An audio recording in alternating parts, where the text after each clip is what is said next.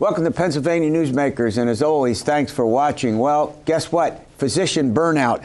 Why are physicians burning out, and what does that mean to you? But first, let's get to the big stories of the week with a couple of the state's leading reporters. I think President Trump was in the state this past week. Everybody knows that. We'll talk about that and more. As they say, let's get to it. This is Pennsylvania Newsmakers, a fast-paced, unrehearsed weekly discussion with and about the leaders who shape your world. And now, here's your host, Terry Madonna. All right, we have a number of important topics to talk about. We want to talk about Trump's visit to Pennsylvania. Why has he been here? I think it's something like John Micek sitting, is it 15 times? 15 times total? Yes. 3 times when he began his campaign. In Hershey, or in South Central PA, actually to Hershey, right? Yeah. Yes. I guess I better introduce our guest, John Micek. He's the editor-in-chief of Pennsylvania Capital Star, and Katie Meyer, she's the Capital Bureau Chief with WITF, an affiliate of... An affiliate of NPR? NPR. I knew you were going to get to that. All right, John, the traffic in Pennsylvania by the Democrats, I think there's 16 still in the race. Yes. But who's counting? Nobody. 16. Obviously. The president comes back into the state in a huge rally in Hershey, Pennsylvania. Let me start out with the obvious question. Why Pennsylvania? Why? All roads to the White House lead through Pennsylvania. I like that. 20 electoral votes. We still have 20 electoral 20 votes. We do. Absolutely. I have to keep counting. An absolutely key electoral battleground. This was a state that President Trump won by 44,000 votes in 2016, less than a percentage point over Democrat Hillary Clinton. Right. His polling numbers here have been upside down for the entirety of his presidency. Absolutely critical. Those voters in the Southwest, those blue-collar Dems who crossed over in 16, the moderate Republicans in the Philly burbs who are wandering further afield, critical for him to hold those voters as he moves into 2020. Yeah. But there's another aspect of this. He comes to South Central Pennsylvania. Now, Dauphin County obviously went for the Democrats, beginning with Obama's 2 elections and Hillary Clinton won, but the rest of South Central Pennsylvania is pretty Republican. Yeah. And the president, if he wants to carry the state again, needs the big turnout here. Yeah, absolutely. I mean, this is a real swing county. He's going to need a lot of voters to turn out from, for instance, and just regionally too. Yeah. Lancaster County, he's going to need voters. He's going to need voters, in Cumberland County, where he's less likely to get them. And I think that is sort of the big challenge for him. And that's something, it is always tough to cover these rallies in a meaningful way. And you covered it, I right? was there all night. And, you talk to voters, you go there and you try to sort of pull something out of it that's going to actually be meaningful. Right. But the truth of it is, the people who turn up to these rallies are diehard supporters. I had a consistent question to all of the people. I talked to a dozen people, probably more than that, over the course of the night. And I said, this was the day that the articles of impeachment were released by the House Democrats. What a day. Very big It was day. Also the day we got an agreement on the USMCA trade agreement, the replacing NAFTA, which President Trump ran against. NAFTA and the Trans-Pacific Partnership was a big deal. Go ahead. Yeah, so anyway, this was a big sort of day for him all over the board. But I was asking people, what would it take for you to start supporting impeachment? What would it take for your allegiance to the president to waver? Yeah.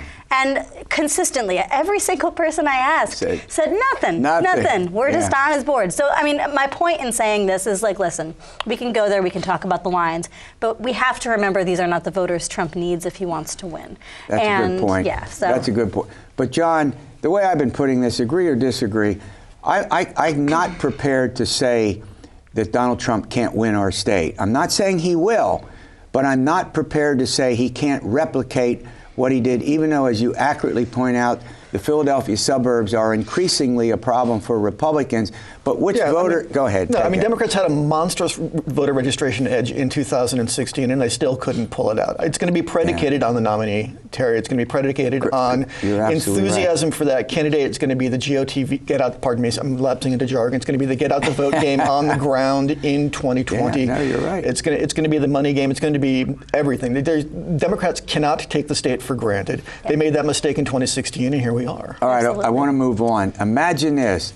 Governor Tom Wolf says he will not be, I don't know if you're not a candidate for vice president. What are you? You get picked by the nominee, and he says, don't pick me. I'm not going to be, am I right? Yeah, there was some sort of light speculation he's that not going to be a VP. Yeah, that Wolf might be a good candidate for VP.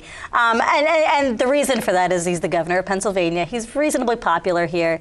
He has, his national profile has been raised, I think, honestly, since John Fetterman became lieutenant governor, because Fetterman's such an appealing character in the media. Hold on, John Fetterman is our lieutenant governor. Yes. You've been aware of it. He dresses a little differently, I'll put it that way. He's a big, tall guy with tattoos. You know, he also went to Harvard, so let's not get too far. Oh, no, I'm not saying he's not. A wealthy background in York County, just like the governor. Yeah. I'm not saying he's not smart. No. Yeah. But anyway, so Wolf, he's gotten some attention for maybe being a good candidate for VP, get that Pennsylvania vote. He's not into it. I should say, I mean, depending on who the nominee is, our front runners are Joe Biden, Elizabeth Warren, Bernie Sanders. I mean, Mayor Pete. He's a little lower down, but I would say, you know, you can't have two 70-year-olds. All right, they're in my ear. We're going to run to a break. We can continue if you want and talk about this, but we also have something called a governor's race. It seems like it's light years away, but it is 2022. All right, we'll be back.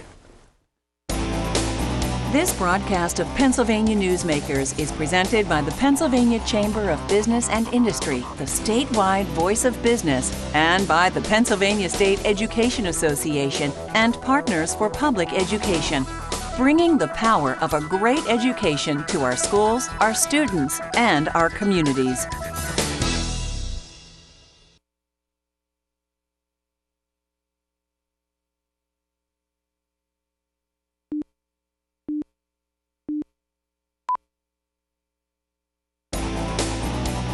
This broadcast of Pennsylvania Newsmakers is brought to you by the Pennsylvania Highway Information Association, the go-to source to learn about transportation projects and issues. Please visit pahighwayinfo.org. And by the Pennsylvania Manufacturers Association. Business in Pennsylvania is our business. All right, we're doing our little, I can't actually call it a journalist roundtable, but there's not enough to be a roundtable, but Katie Meyer from WITF and John Micek, who's with Pennsylvania Capital Star. All right, I can't believe it, but there's already discussions about the Pennsylvania governor's race. But as you know, when you get into the second term, John Micek, you've covered a number of governor's elections, you get into the second term, by the end of the first year, where everybody's talking about, well, who's going to replace the governor? We're already into 2022. It's never too early to start planning ahead, I guess. Because the governor's term limited. The governor's term limited, so Tom Wolf will be done in 2022. And there's any number of names that have kind of bubbled up for potential replacements. Attorney General Josh Shapiro gets mentioned all the time. We're now hearing some random chatter about U.S. Senator Pat Toomey, Republican, maybe trying to make a bid in 2022.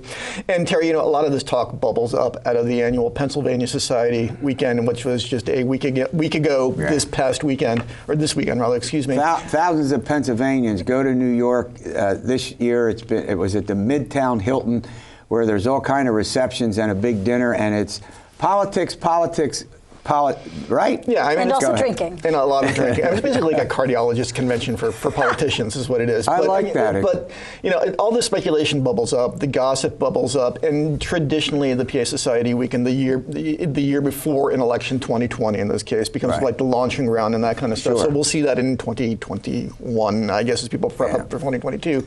But it's sort of the inevitable thing that happens when you have a term-limited governor and people just start talking about stuff. So let me get this straight. So Josh Shapiro, the current Attorney General, has to seek re-election next year. He doesn't want to talk, obviously, before he seeks re-election and gets re-elected, that he will run for governor, but he would be considered one of the favorites, I think, to win his party's nomination and perhaps even a governorship. But we also have the Lieutenant Governor, John Fetterman. What's he going to do? Well, there's been chatter that he might run for U.S. Senate. That's definitely in the water, and it seems like, you know, it would be a tough primary if it was Shapiro and Fetterman. So they might try to avoid that, you know, the party bosses might want to avoid that.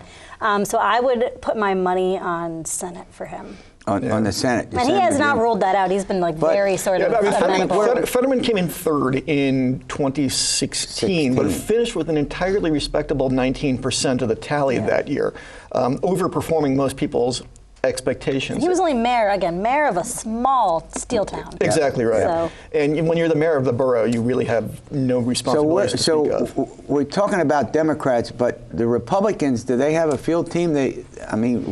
What Republicans are like? Oh gosh, I've heard. Again, this is so speculative. But we're having fun with it. We're having fun. So I've heard Cameron Bartolotta. She's sort of a rising star of the Republican Party. She's been on criminal justice reform pretty hard. She is partnered with Bill DeWeese. They're, I don't know if they're engaged or if they're married. I think they're engaged. Who knows? We don't want to talk about. Now we're getting into who we're just married talking to about the whom gossip and about now. engagements.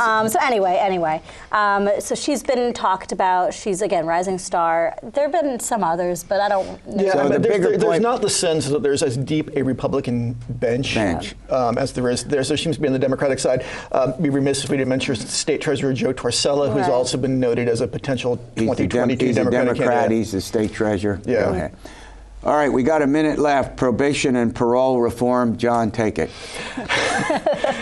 So the House Judiciary Committee met on Monday. They scheduled a special non-session working day specifically for this to tee up some bills for when the House comes in next week. Pennsylvania's probation and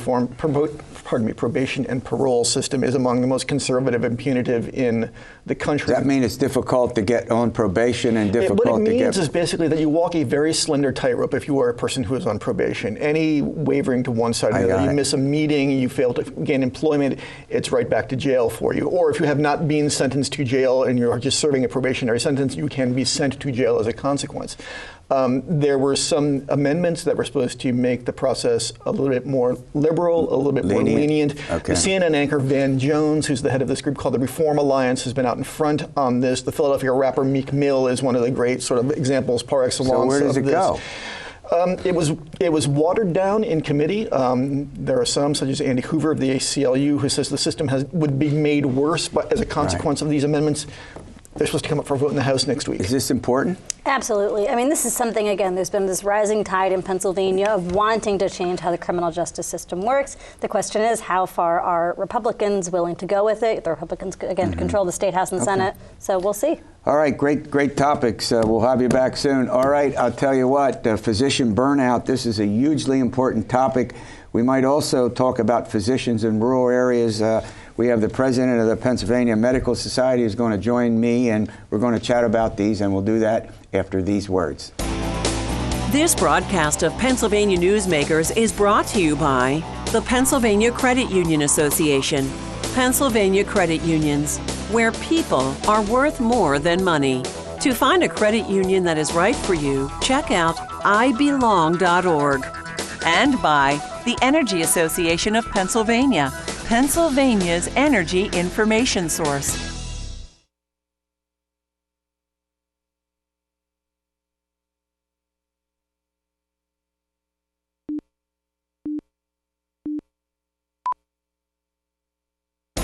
This broadcast of Pennsylvania Newsmakers is brought to you by the Association of Pennsylvania State College and University Faculties, representing the faculty and coaches who are devoted to providing quality public higher education for Pennsylvania's college students.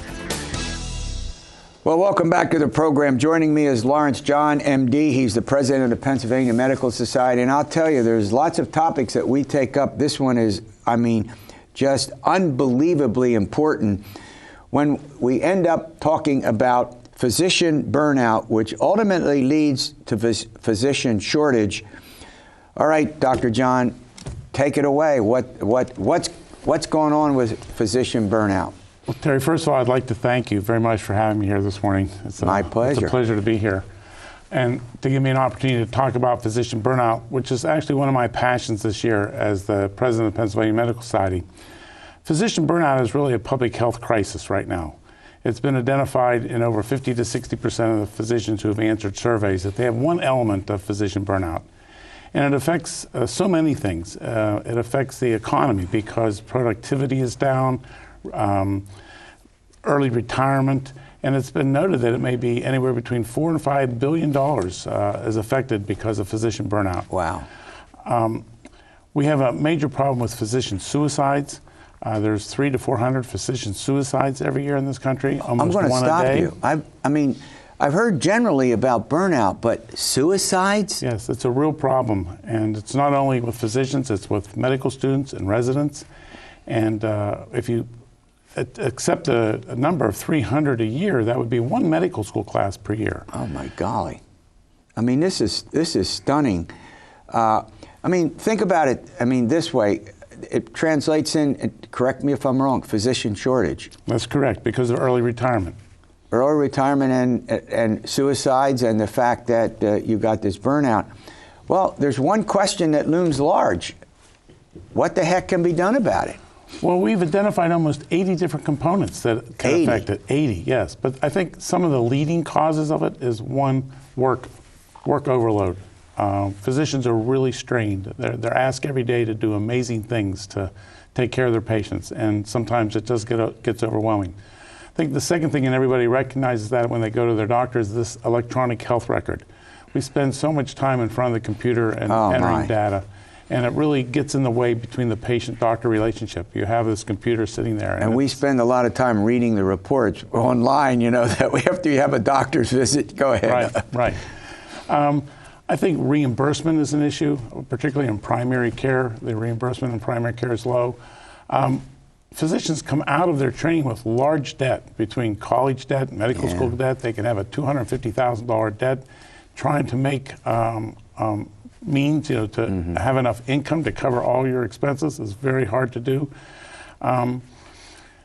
We find it from so many different places. We're evaluated for patient satisfaction, we're evaluated for performance, and all these things mount up. And it's very hard for physicians to do everything they're asked to do. Yeah, well, how about the fact that there's so much indecisiveness now about the future of healthcare and whether or not 150, 160 million Americans who have private coverage, that could all go away and it all could be run. I mean, that can't help. That can't help, does it? Well, the single payer model is really a concern. We're a very large country. We have 330 million people. Sure. And to cover all those people with single payer, who's going to take care of all these folks? Yeah. That's a great point. All right, we're going to run to a break. When we come back, I want to go to another important topic.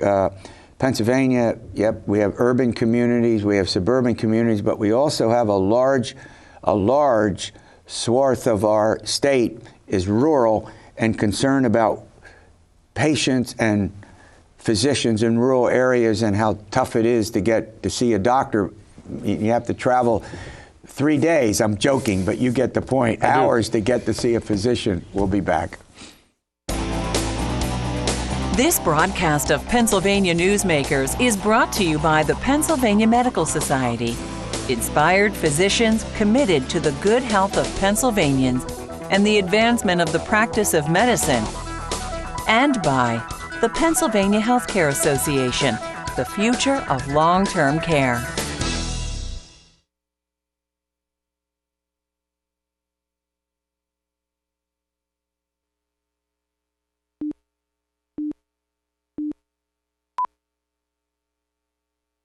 All right, my guest this segment is Dr. Lawrence John, MD. He's the president of the Pennsylvania Medical Society. We just talked about physician burnout and its significance and why it should matter to all of us. But now there's another particular problem, and I think, Doctor, it's been growing over time, and that's physicians in rural areas. So what's the general problem? There aren't enough of them. The distance that a patient has to travel to see a doctor is so great. Take it. Access in the underserved areas is a huge problem. Trying to get primary care physicians into the rural areas has been a problem for a while. As I mentioned earlier, I think physician debt plays somewhat of a role. It's very hard to go in the rural areas and to have reimbursement and to make an adequate amount of money to pay your loans back. And I think that's a big part of it. I think another part of it is lifestyle. People are trying to get a life-work balance, and it's very hard to do that. When you get to a rural area, you're just overwhelmed. You're worked to death. It's very hard to get that work-life balance that you'd like to have. And it can't be fun for patients who may have to drive an hour, and if you have some kind of a situation where you need to see a physician, it's not like, I'm fortunate. I live about 10 or 15 minutes from all of my various doctors. I can get to see them in a heartbeat, to go back to physician words. You get the point, right? I do. One of the new things that has happened, you're probably aware, is that Geisinger has offered a $10 million grant to encourage medical students to go into primary care, family practice. If a student agrees to do that, they will have no tuition to pay back. They have to pay back Geisinger 4 years. But I think a program like that would encourage young doctors to go into an underserved area. Yeah, and when you're talking about primary physicians, that's where we would first have our contact, more regular contact with a primary doctor to do the annual physicals, to do the blood tests, to do all, if you have a problem, you immediately call your family doc, as I say, and then you may get referred, but the family doctor situation in rural areas has to be unusually critical. Well, we refer to him as the quarterback of the team. He's the one who can direct all the care, and he'd be the one, or she would be the one, to decide what specialists would be needed. All right, so we got to segue to another important aspect of medicine today, and that's the role of nurse practitioners. And when we go to a physician, we always see, to some extent, a nurse practitioner who works in collaboration with the doctor, who says, here's a patient, A, B, and C, this is what, go ahead. Right, so I think you use the key word, collaboration. I think PA Med and the doctors in general would like to see this collaboration continue. The big difference between nurse practitioners and physicians is the amount of training they have. Doctors have anywhere from 8,000 to 12,000 hours of training. Nurse practitioners' training is as extensive. They don't get to see the background of problems that physicians do. So we feel for patient safety that the team approach is best, and we should try to continue that team approach where the nurse practitioners work with the physicians. Yeah, I mean, is that also a bigger problem in rural areas where perhaps, doctors have to rely on nurse practitioners more, or is it just a sort of a generic problem? Or both? I think it's a little bit of both, and I think that's well stated. We don't think that nurse practitioners would solve the problem of access in the rural areas. Most of the states that have nurse practitioners working independently have not shown that they've gone out into the rural areres. They suffer the same problems physicians would. Yeah. So we think there are other ways to do that. Telemedicine may be a good way to do that. And more, maybe I want you to come back. I'm giving you an assignment, doctor, to come back. I want to talk more about telemedicine, which I've used, and I think, go ahead. Wonderful. I think it's an up-and-coming way to help access, and we're working on that. And I think that would help the rural area, definitely. You know what's surprising, and you'll correct me if I'm wrong, I think Pennsylvania has some of the best hospitals to train physicians. I won't just say in the country, in the world. We're a world leader. Yes or no on that? Absolutely, without a doubt. From east to west, we have the best health systems you can have in the whole world. Yeah, and but we do have a lot of physicians who leave the state once they get right. Well, that has other influences. Other influences, all right. As always, I want to thank you for coming on, and we'll see you soon. I'd like to thank you. All right, and we'll see you soon. How about next week for another edition of Pennsylvania Newsmakers? And as always, you stay well.